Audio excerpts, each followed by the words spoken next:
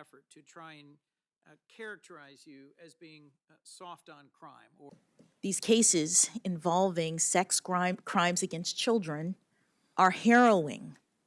What I think is important to understand is that trial judges who have to deal with these cases are presented with the evidence or descriptions, graphic descriptions. These are the cases that wake you up at night because you're seeing the worst of humanity.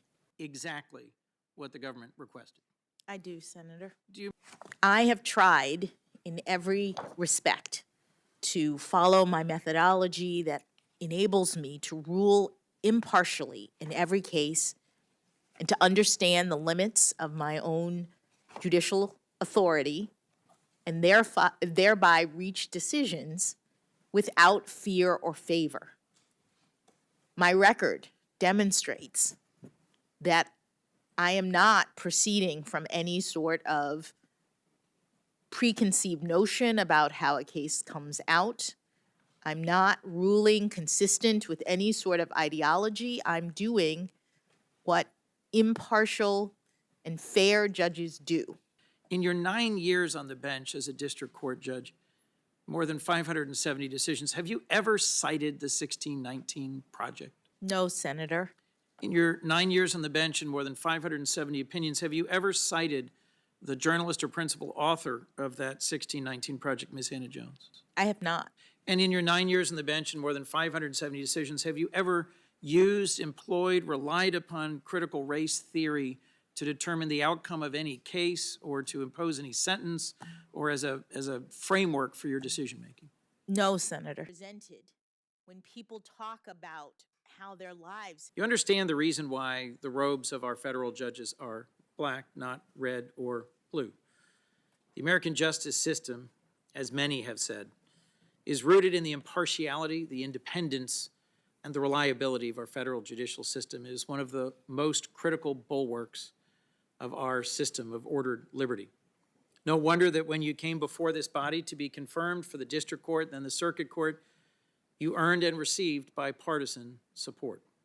These are safe and that the interests of justice... You are likely to go on to serve a lifetime appointment on the Supreme Court, which means that this is very likely the last job interview you ever have. And the most public, Senator. Yeah, these processes are a lot like a proctology exam. The question, Senator, and I believe that the Constitution is fixed in its meaning. I believe that it's appropriate to look at the original intent, original public meaning of the words when one is trying to assess, because again, that's a limitation on my authority to import my own policy views. And I would just say that it appears now that the Supreme Court has taken Justice Scalia's view that the prevailing interpretive frame for interpreting the Constitution is now very clearly looking back through history. So we see that even in the Heller case, where the justices, even the justices in dissent, were all analyzing the issues in the Second Amendment through a historical lens, what was meant at the time of the founding. So that is now the way in which constitutional interpretation is done. But do you identify with that position? I identify with the position insofar as that's how the text is interpreted of the Constitution. That I am a strong believer, as I said, in precedent, in stare decisis, in predictability, in the rule of law, and the way that the law now interprets the Constitution is through this historical frame. You're obviously, as I've said, incredibly smart and incredibly likable and winsome and on the stage for a lot of Americans to look up to.